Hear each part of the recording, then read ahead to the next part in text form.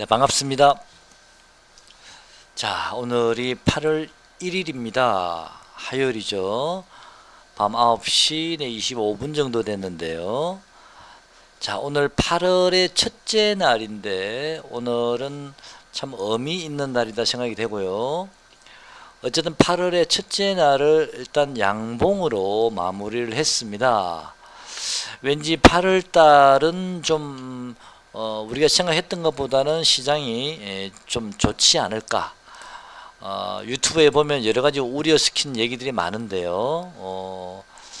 첫째 날을 양봉으로 시작했던 얘기는 느낌이 좋습니다. 어쨌든 자, 8월 24일부터 26일까지 잭슨홀 미팅이라고 말씀을 드렸는데요. 오늘이 8월 1일이니까 잭슨홀 미팅 한 일주일 전, 넉넉 잡고 일주일 전에 눈치 보기 시작한다면요.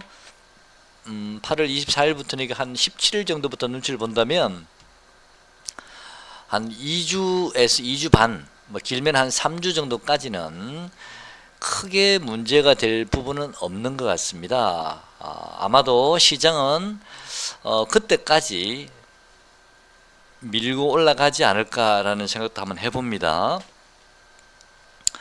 잭슨홀 미팅 임박했을 때 조정이 들어오거나 아니면 잭슨홀 끝나고 나서 좀 조정이 들어오거나 어쨌든 지금은 한 2주 정도는 우리가 큰 걱정 없이 주식 매매를 하셔도 되지 않나.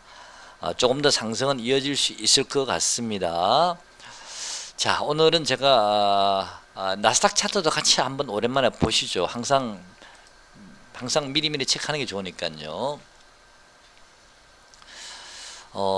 나스닥에서 한번 주목해야 될, 일봉상 주목해야 될 부분들은요, 이 직전 고점을 나스닥은, 지난번에 돌파를 했습니다. 나스닥은요.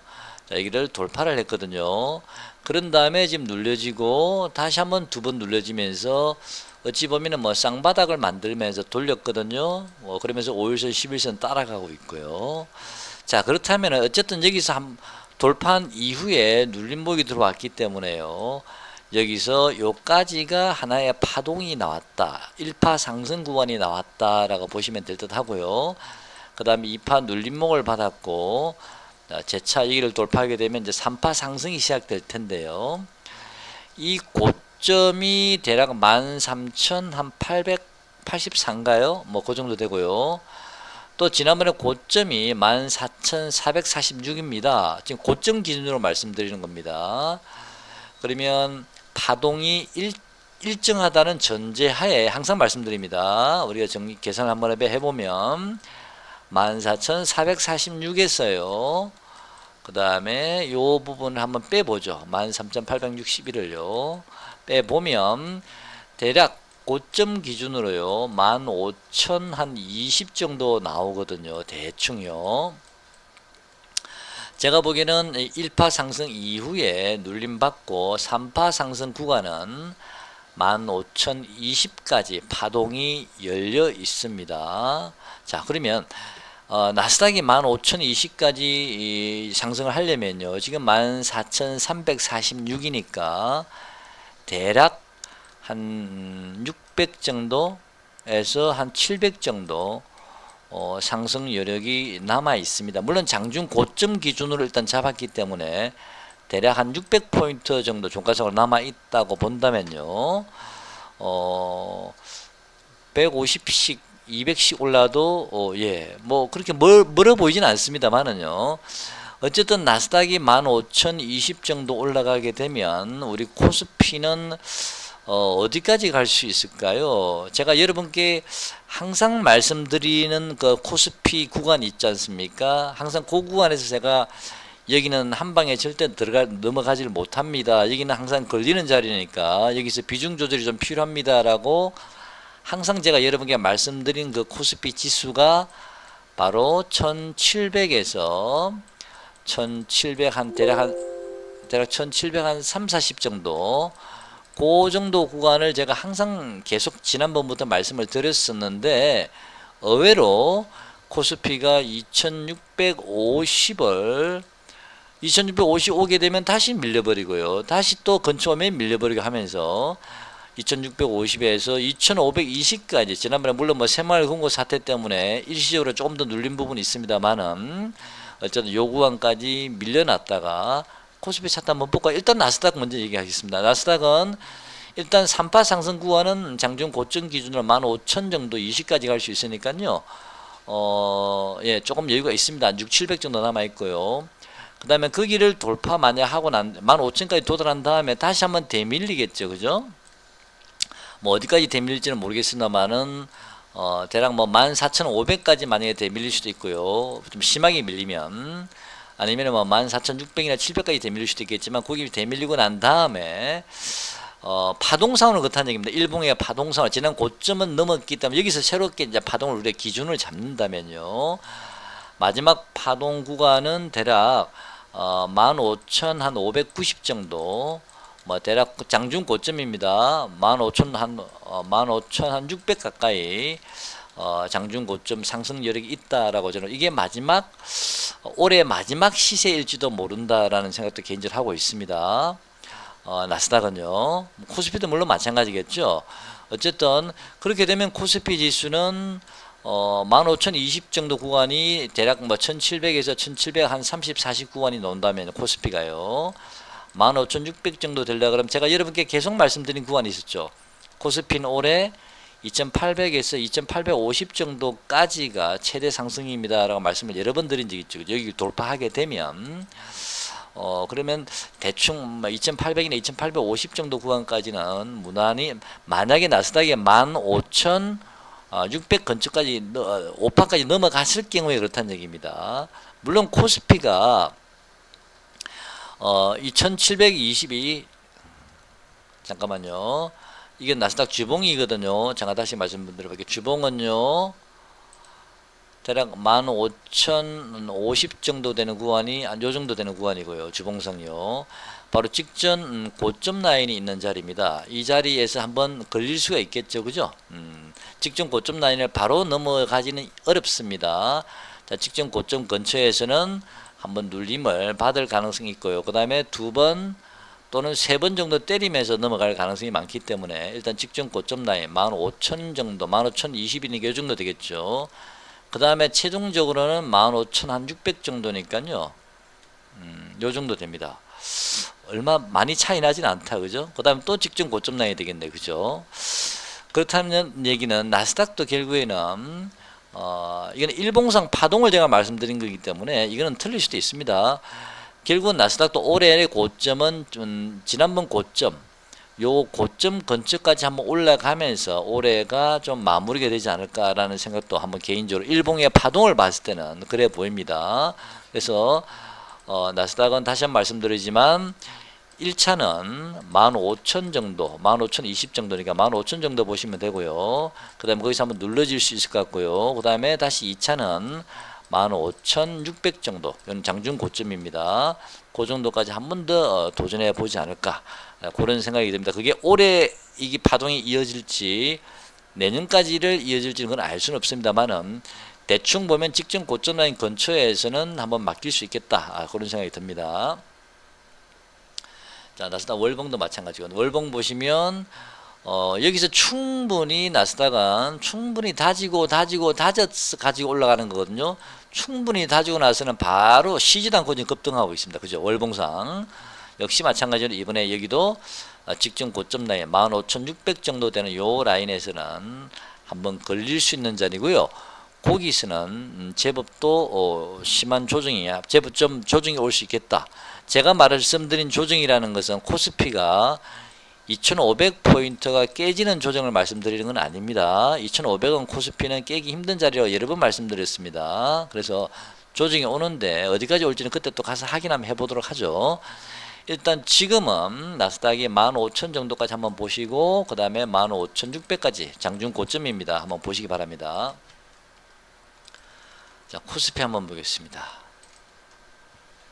자, 코스피도 보시면 월봉이죠. 자, 코스피 월봉입니다. 바닥을 충분히 다지면서 이제 주르륵 올라가고 있는데요. 주봉을 보시면 지난번에 제가 말씀드린 요 자리 121선 이동평균선이 이게 살짝 기울어져 있으면서 121 이동평균선 근처까지 현재 와 있는데요. 이 121선 이동평균선이 대략 얼마 정도 되냐면 2701입니다. 2701요. 자, 그러면 2701이니까 대략 2700 정도 보시면 되겠죠. 그죠? 자, 일단 121선이 저항선이 되는 자리가 하나 남아 있고요. 또 이 코스피 이 숫자 2600 할 때 6자 두 번째 자리 숫자가 6에서 이제 7로 바뀌는 자리가 되지 않습니까? 역시 진통이 한번 오겠죠. 그죠?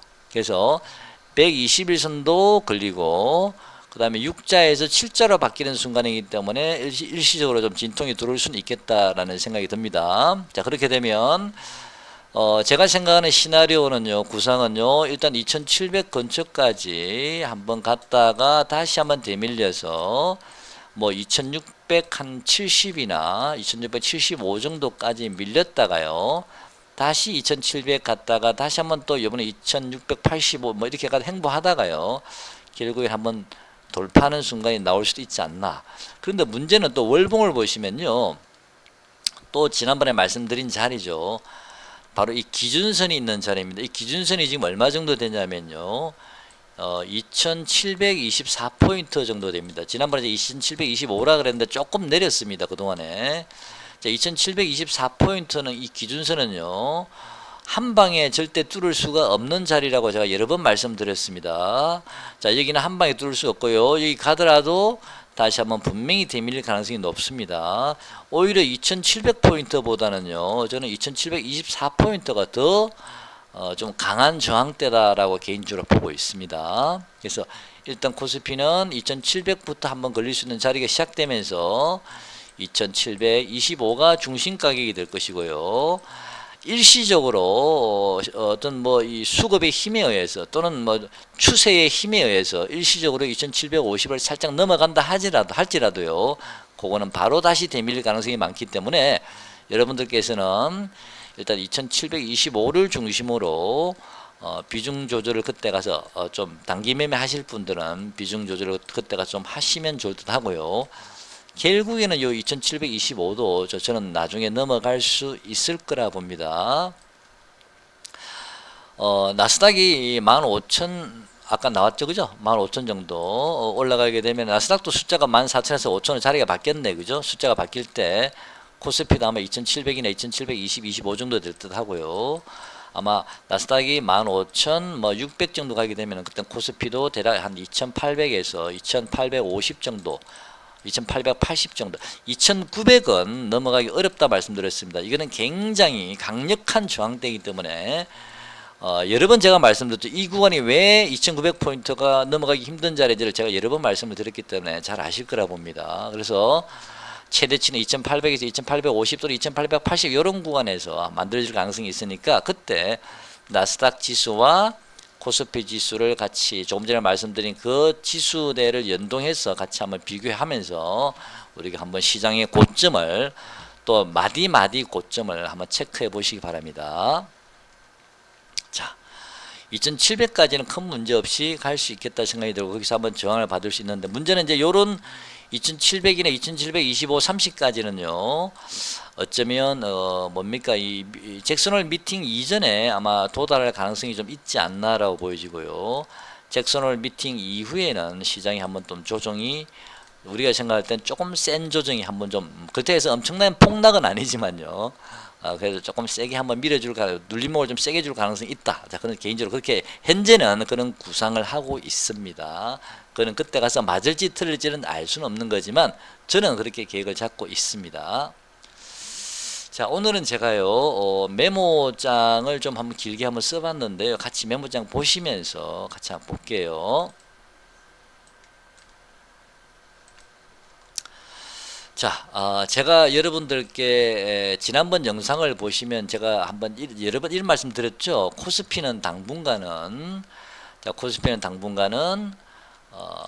바로 급등할 수 있는 것도 아니고 일정한 박스권을 만들면서 자 고점을 만들었다가 다시 박스권의 저점을 내려오고 다시 고점을 만들었다가 박스권의 저점이 내려오고 다시 고점을 만들면서 박스권 저점을 만드는 박스권 형태이지만 이 저점이 조금씩 올라가고 고점이 조금씩 올라가는 이런 패턴의 상승을 그릴 가능성이 높습니다 라고 제가 여러분께 몇 번 말씀을 드렸습니다. 현재는 지금 그런 모양대로 가고 있지 않나 라고 보여지거든요. 코스피 다시 한번 보겠습니다. 자, 코스피는 일봉을 보시면 이 저점을요, 네, 박스 여기서는 이제 짝꿍댕이 만들고 여기서부터는 뭐 저점이 조금씩 올라가고 있죠. 자, 저점이 조금씩 고점도 조금씩 올라가고 있고요. 지난번에 여기서 한번 2650포인트였죠. 자, 2650포인트를 코스피는 네, 찍고요. 그 다음에 지난번에 새마을금고 사태 때문에 원래는 한 2550 정도에서 원래 하락이 멈춰야 되는데 새마을금고 사태 때문에 조금 더 눌러진 게 아닌가 해서 2520까지 밀렸었습니다. 그죠? 자, 거기서 저점 만들고 다시 반등 이후에 다시 저점을 높였고 여기서도 저점을 높이고 그래서 이제는 2600에 거의 도달되니까 오늘 드디어 2650을 뚫었습니다. 자, 2650포인트를 뚫었다는 얘기는요. 코스피는 나 더 가겠다, 나 더 올라가겠다라는 의미를 신호를 주는 게 아닌가 생각이 들거든요. 그래서 코스피는 이제 추가 상승이 유력하다라고 보여집니다. 이제 충분히 2650에 대한 매물 소화는 끝났다고 보여집니다. 자, 그 이후 지금부터 이제 다시 이 고점을 넘어섰기 때문에 이제 추가 상승 여력이 있겠죠. 하지만 이 보조지표는 이제 점점 주가가 상승하니까 가열권 들어오고 있죠. 그죠? 자, 여기서부터 조금 더 추가 상승이 나오게 되면 자, 이 고점을 뚫었기 때문에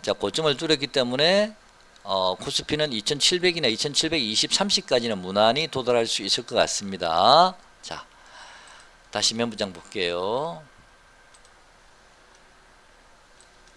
자, 그래서 코스피 시장은 박스권을 만들면서 고점과 저점이 높아지는 패턴을 그려가고 있고요. 만약에 고점과 저점이 높아지는 패턴을 그리다가 어느 순간 시장이 좀 중기적으로 한번 고점이 나오는 자리가 나온다면 그때는 뭐 이 고점과 저점을 만드는 박스권 패턴을 가다가야 우상향하는 패턴을 그리다가 한번 박스권을 강하게 돌파하면서 시세 분출 구간이 한번 나올지는 모르겠습니다. 그거는 그때 가봐야 되겠지만 일단은 지금은 박스권 고점과 저점이 높아지는 패턴이라고 보시면 되고요. 여전히 위에 이동평균선들 주봉 월봉상 장기 이동평균선들이 여전히 좀 위에 있지 않습니까? 그래서 아마 계단식으로 당분간은 올라갈 수밖에 없다라고 보여집니다. 만약에 그 이동평균선을 월봉상 이평선까지 완전히 돌파하게 되면 그때는 한번 시세 분출을 내면서 뭐 중기적으로 한번 끝낼 수도 있겠죠. 그죠? 그거는 그때 가서 봐야 될 것 같고요. 자, 고점과 저점이 조금씩 높아지는 패턴이라고 제가 말씀드리는 이유는요. 여러분들이 매매하실 때 혹시 또 단기 매매를 하실 분들은 그 맥점마다 또 한번 잘라주고 일정 부분 한꺼번에 왕창 팔았다가 한꺼번에 왕창 사지 말고요. 우리가 주식의 저점과 고점을 어떻게 정확하게 다 알 수 있습니까? 매번. 그건 쉽지 않으니까. 만약에 그게 조금만 안 맞으면 다시 따라가기가 쉽지가 않거든요. 내가 판 가격보다 높게 올라가 버리면 따라가기가 쉽지 않지 않습니까? 심리적으로.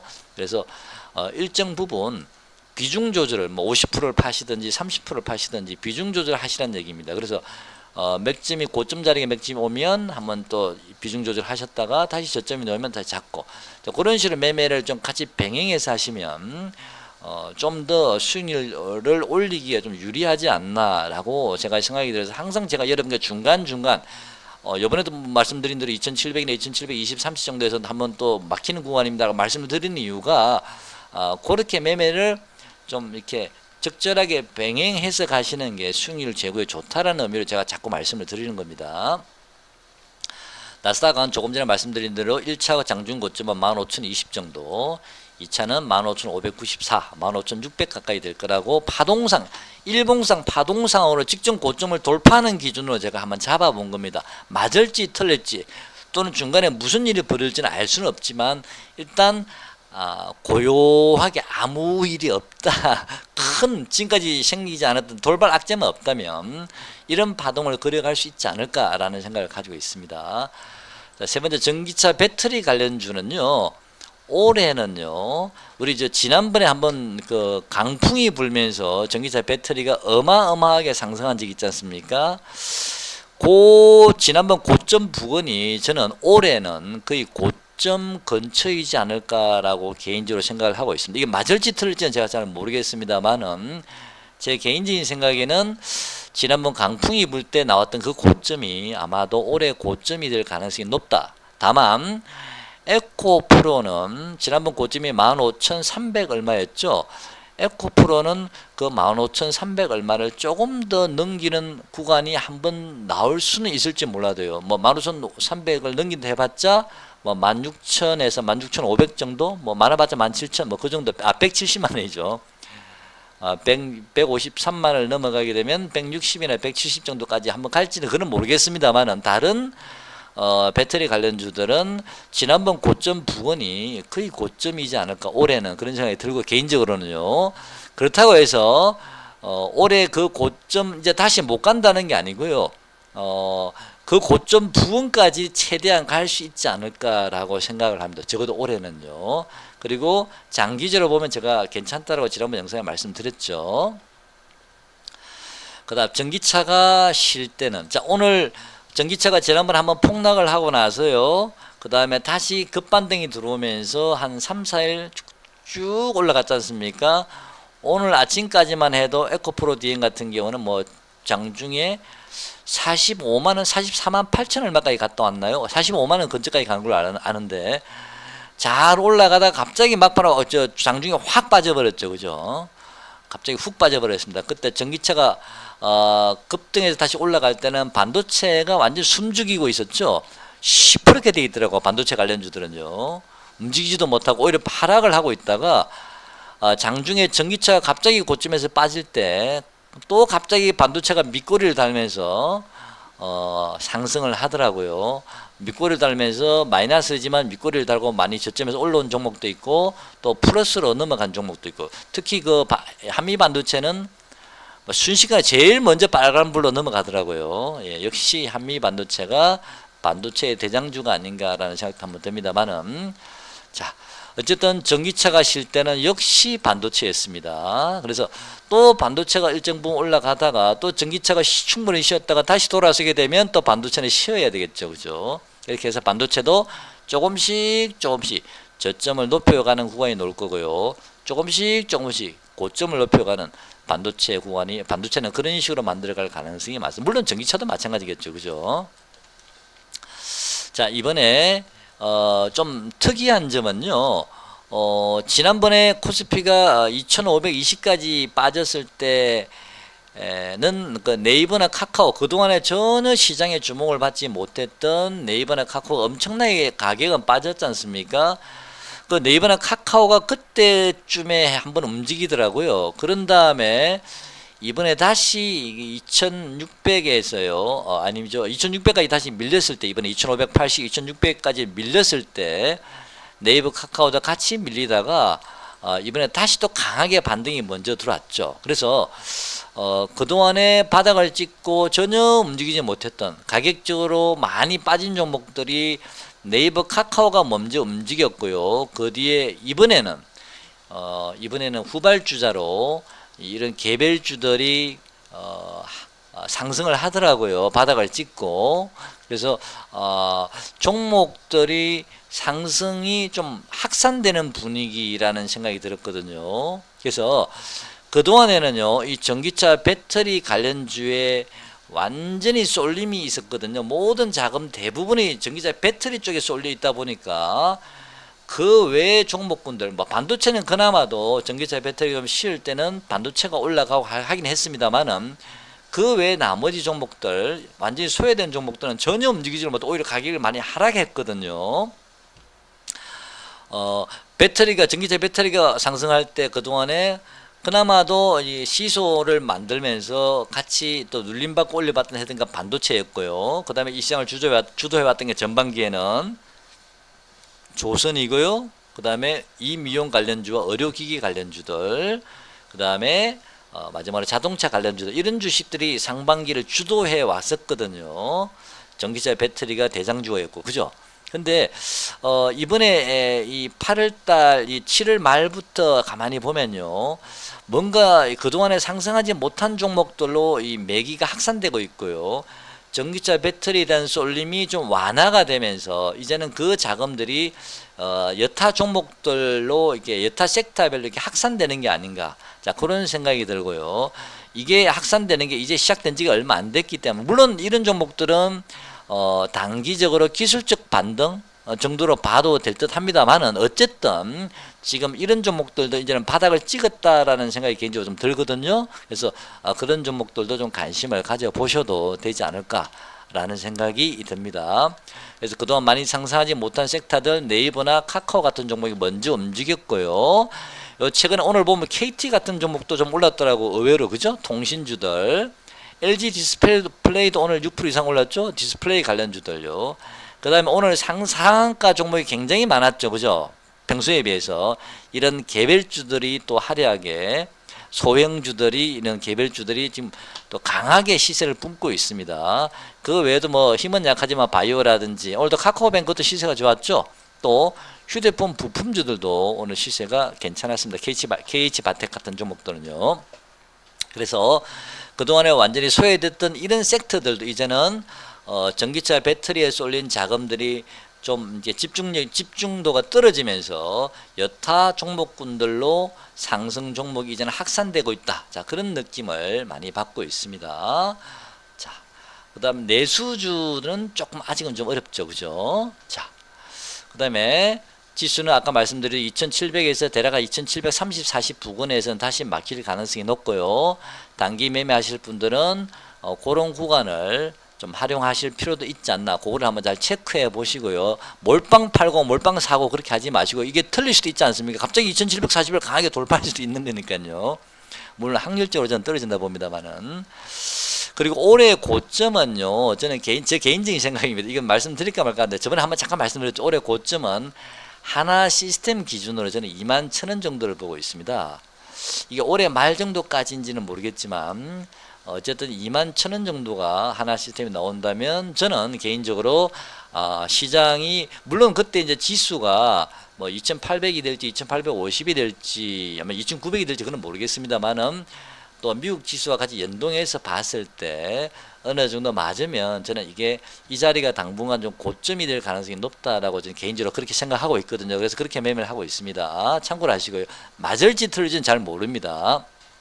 제가 여기 분명히 말씀드렸죠. 그러나 자신 없습니다라고 한 발 뺐습니다. 자, 지수의 고점은요, 아까 조금 전에 말씀드렸습니다. 2,800이 될지 2,850이 될지 900이 될지 잘 모릅니다. 그렇지만 나스닥이 만약에 15,600 정도 올라간다면 대략 2,800이나 2,850까지는 좀 상승할 수 있지 않을까라는 기대도 가지고 있습니다. 근데 그때 가서 다시 한번 제가 체크 한번 해보도록 하겠습니다. 그리고 제가 조금 우려되는 부분이 하나 있는데요. 이렇게 제가 장밋빛 전망을 계속 말씀을 드립니다만은, 좀 우려되는 점은, 아직도 제가 완전히 의혹이 해소가 안 된 종목들이 좀 있거든요. 제가 시장을 볼 때는 여러 몇 개 종목들도 같이 보면서 제가 그 종목의 저점과 고점을 같이 본다고 말씀드렸는데, 제가 보고 있는 종목 중에서 아직 그 일부 종목은요, 그 종목이 한번 시세를 주고 빠질지 그건 나중에, 그건 모르겠습니다. 한번 이 종목은 이 가격까지 언젠가 한 번은 내려와야 될 것 같은데라는 그런 종목도 있거든요. 그래서 그런 부분이 조금 찝찝한 부석은 있습니다. 그래서 언젠가 시장이 한번 크게 후려칠 것 같은 그런 느낌. 이거는 뭐 지금 현재로서는 전혀 근거가 없습니다만 혹시 모르죠. 또 예를 들어서 만약에 잭슨홀 미팅 전에 시장이 2,700이나 2,700, 230, 30까지 가고 나서 다시 한번 조정을 받을 때 좀 세게 조정 받을지는 그건 모르지 않습니까? 2,500이 깨진다는 말씀은 아닙니다, 절대. 그래서 그때 그 순간이 오는 건지, 아니면 2,800이나 850 완전 올해 고점 찍고 나서 큰 조정이 한번 오는지, 그건 잘 모르겠습니다만은, 이게 자꾸 제가 지금 걸리거든요. 그래서 이런 부분도 항상 우리가 경계심은 가지고 있어야 되지 않을까. 하지만 일주일, 2주일 정도, 앞으로 8월 첫째 주, 둘째 정도까지는 뭐 큰 문제는 없지 않나, 돌발 악재만 생기지 않는다. 자, 그런 생각 한번 해봅니다. 자, 그리고 오늘 전기차 관련주들이 오늘 좀 많이 빠졌기 때문에 전기차 관련주들 가지고 계신 분 계시죠? 잠깐만 보겠습니다. 그냥요. 에코프로 BM 한번 보겠습니다. 에코프로 BM 가지고 계신 분 많으시니까요.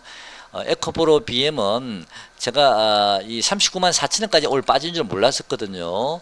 근데 아까 종가를 보면서 이 종목은 대략 40만 원 전후 정도에서 한번 행보를 하거나 좀 그 정도까지 이제 가격 조정을 받을 수 있겠다. 경우에 따라서는 장중에 한 39만 원이나 또는 38만 5천 원 정도까지도 좀 밀릴지도 모르겠다. 가격 조정이. 자, 그런 생각 한번 해봤고요. 전에 한번 제가 이런 말씀 드린 적이 있습니다. 그죠? 주가가 바닥에서요, 상승을 하게 되면, 전에 고점에서 한번 말씀드렸나요? 내 종목이 그때 2520까지 빠질 때 제가 한번 말씀드린 게 내 종목이 만약에 고점 기준으로 단기적으로 한 20% 정도 하락이 나왔으면 그때는 내 종목이 바닥 근처일 가능성이 좀 많습니다. 여러분 이상한 주식 말고요. 바닥 근처일 가능성이 많습니다라고 제가 말씀을 드린 적이 있죠. 그죠? 그래서 일반적으로 20에서 한 25% 정도 좀 강한 종목, 대장주 같은 강한 종목은 30%까지인데 일반적으로 20에서 25% 정도 고점에서 하락하게 되면 보통 최소한 단기적으로 바닥점 한번 잡고 반등이라도 주거든요. 물론 뭐 일반적으로 바닥일 경우가 많지만 반대로 얘기하면 저점 기준으로요. 내 종목이 한 20% 정도, 25% 정도 상승을 하게 되면 좀 강한 종목은 30%지만 단기적으로 한번 쉬어가야 될 자리가 나올 수도 있겠구나라는 생각을 한번 가져봤으면 좋겠습니다. 일반 조그마한 개별주 말고요. 자, 그래서 에코프로비엠도 지난번에 저점 자리가요. 36만 원을 저점을 찍었거든요. 장중에. 자, 36만 원에서 한 20% 정도를 계산을 하면요. 대략 한 4만 원 근처 되나요? 44만 원 정도? 네, 되죠. 그죠? 대략 저점 기준으로. 그래서 44만 원 정도면 대략 한 20% 정도 넣는 구간이 나오기 때문에 44만 원, 그죠? 이게 20% 조금 더 될 수도 있고 20에서 25% 정도 보시면 된다 그랬죠. 그래서 오늘 고점이 얼마였나요? 잠깐 볼게요. 오늘 고점이 44만 8,500원이거든요. 자, 그러면 45만 원 근처니까 한번 고점이 눌릴 수 있을 만한 자리에서 지금 눌림이 들어왔다라고 보시면 됩니다. 그러면 만약에 20% 정도 상승을 했으면요. 그 절반이 10% 정도 되지 않습니까? 그럼 36만 원에 10%가 대략 한 40만 원 정도 되겠죠. 그죠? 그러면 가격적으로 만약에 이 친구가 눌림목 구간이라면 가격적으로 한 40만 원 근처 정도에서는 시세가 40만 원 전후에서는 좀 시세가 가격 조정이 마무리될 가능성도 없지 않아 있다라고 보여지고 장중에는 물론 뭐 40만 원 일시로 깰 수도 있겠죠. 그죠? 그런 정도로 보시면 됩니다. 만약에 다음에 이 친구가 40만 원 전후에서 크게 밀리지 않고 만약에 다시 대반등이 들어온다면 그때는 또 20% 계산하시면 됩니다. 그러면 대략 48만 원 정도가 나오겠죠. 20% 정도 잡으면. 25% 잡으면 뭐 50만 원까지 볼 수 있을 거고요. 그죠? 뭐 그런 식으로 계산을 해서 또 한번 또 잘라주시거나 분위기 봐서 그렇게 하셔도 됩니다. 아니면 몰빵 팔고 몰빵 사지 마시고 일정 부분 비중 조정만 하시면 된다. 그런 의미입니다. 그런 여타 다른 종목군들도 마찬가지거든요. 그래서 그런 거는 꼭 여러분께서 참고를 하셨으면 좋겠는데 100%는 아니지만 확률이 좀 높아 보입니다. 제 경험적으로는요.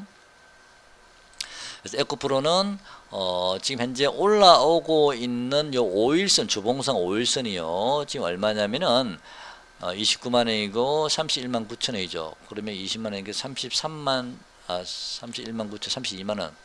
그다음에 35만 원이죠. 대략 한 38만 원 정도요.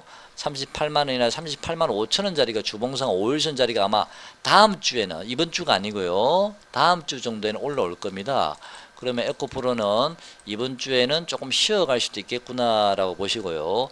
다음 주 정도에 또 한번 38만 5천 5일선을 올라오니까 거기 한번 터치할지 그는 모르겠습니다만은 대략 뭐 40만 원 이하까지 한번 장중에 빠지면 그때는 또 관심 있으신 분들은 분할 매수 한번 해보셔도 나쁘지 않겠습니다. 자, 에코프로빔까지 말씀드렸고요. 뭐 에코프로빔 하나만 말씀드리면 뭐 전기차 배터리 관련주는 어느 정도 된 것 같습니다. 자, 시장은요 드디어 오늘 2650 그 지긋지긋한 고점 2650을 오늘 드디어 돌파를 했습니다.